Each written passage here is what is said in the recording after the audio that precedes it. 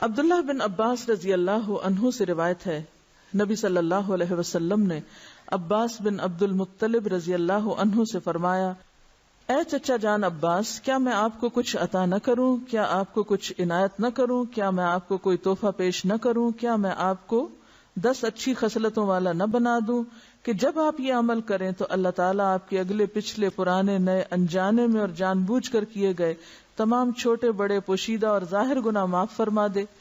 وہ یہ ہے کہ آپ 4 رکعات نفل اس طرح ادا کریں کہ ہر رکعت میں سورۃ فاتحہ اور کوئی دوسری سورت پڑھیں۔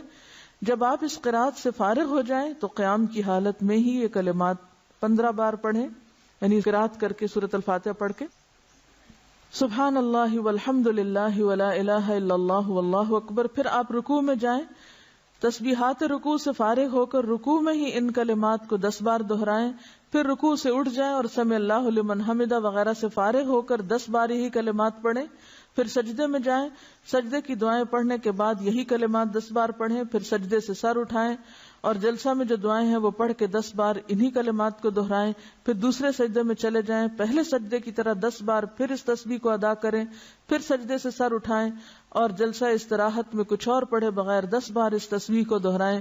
ایک رکعت میں کل 75 تسبیحات ہوئی، اسی طرح 4 رکعات میں یہ عمل دہرائیں۔ اگر آپ طاقت رکھتے ہو تو نماز تسبیح روزانہ 1 بار پڑھیں، اگر آپ ایسا نہ کر سکتے ہو تو ہر جمعہ 1 بار پڑھیں، یہ نہ کر سکتے ہو تو ہر مہینے میں 1 بار پڑھیں، یہ بھی نہ کر سکے تو سال میں 1 بار، اگر آپ سال میں بھی 1 بار نہ کر سکتے ہو تو زندگی میں 1 بار ضرور پڑھیں۔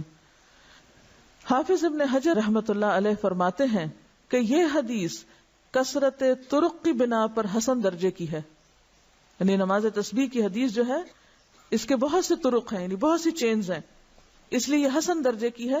شیخ البانی فرماتے ہیں کہ امام حاکم اور حافظ ذہبی نے اس حدیث کی تقویت کی طرف اشارہ کیا ہے اور یہ حق ہے، یعنی البانی کے نزدیک بھی یہ بات درست ہے کیونکہ اس کے بہت سے طرق ہیں۔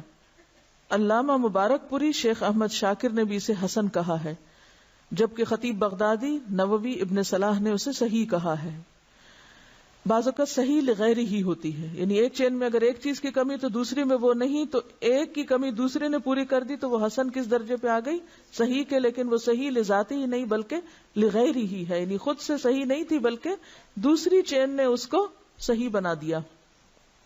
نماز تسبیح میں تسبیحات تشہد میں التحیات سے پہلے پڑھیں، بخلاف دوسرے ارکان کے، ٹھیک ہے؟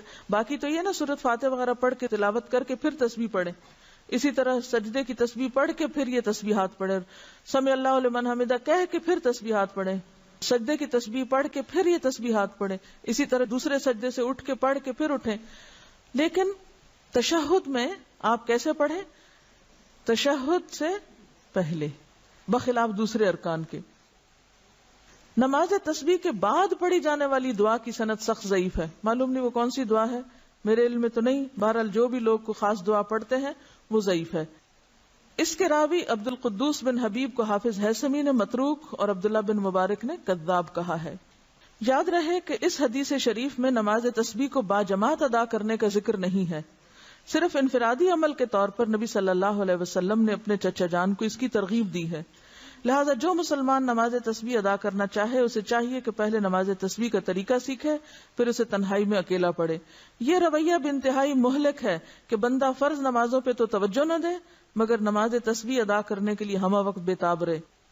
لہذا فرض نمازوں کے تارک کو پہلے سچی توبہ کرنی چاہیے، پھر وہ نماز تسبیح پڑھے تو اسے یقیناً فائدہ ہوگا، کیونکہ فرض قضا کر کے نفل پڑھنے میں فائدہ نہیں ہوتا۔